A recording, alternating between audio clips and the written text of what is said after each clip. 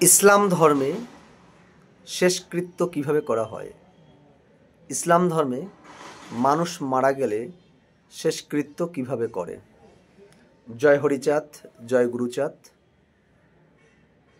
আমি মোটামুটি যতগুলো ধর্ম আছে তার মধ্যে প্রথম 10টি ধর্মে কিভাবে তাদের শেষকৃত্য করা হয় এটা আমি ছোট্ট করে আপনাদের সামনে তুলে ধরব।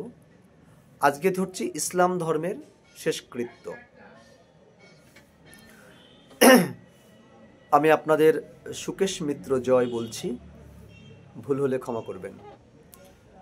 মৃতদেহকে যত্ন সহকারে কবর দেওয়া হয়। ইসলাম ধর্মে কেউ মারা গেলে পরে মৃতদেহকে যত্ন সহকারে কবর দেওয়া হয়, মানে মাটি চাপা দেওয়া হয়। সেখানে মৃতের আত্মীয়গণ জানাজার নামাজ পাঠ করেন, আল্লাহর কাছে প্রার্থনা জানানো হয়। সম্মিলিতভাবে কবর দেওয়ার পর 40 দিনের মধ্যে মিলাদ দেওয়া হয়।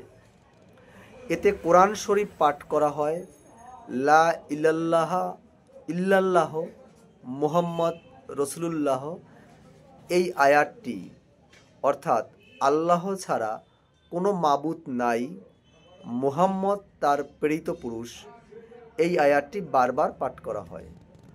মৌলবী, মাওলানা বা যে কোনো মুসলিম ভাই যিনি জানেন তিনি এটা পাঠ করতে পারেন। তাতে কোনো ভায়া মাধ্যম লাগে না, যে কেউ পাঠ করতে পারেন। নির্দিষ্ট কোনো বর্ণের বা জাতির মানুষের প্রয়োজন নাই নাই নাই। যার পিতা বা মাতা মারা গিয়েছেন তিনি স্বাভাবিক পোশাক, স্বাভাবিক খাদ্যাদি গ্রহণ করে সবার মধ্যে স্বাভাবিক জীবনযাপন করেই শোকাদি ভুলে যেতে পারেন। এরা শোকার্তকে সাধারণ মানুষ থেকে বিচ্ছিন্ন করে শোককে প্রবলতর করেন না। এদের যুক্তি হলো, শোকার্ত অবস্থায় এমনিতেই খেতে মন চায় না, ভালো ভালো খাবার দেখে যদি একটু খায়।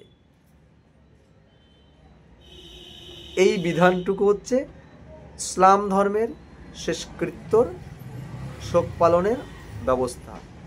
এর পরের আমি বলবো অস্ট্রেলিয়ার আদিমবাসীদের মৃতের সৎকার। আমার লক্ষ্য রাখবেন উষার জয় ইউটিউব চ্যানেলে।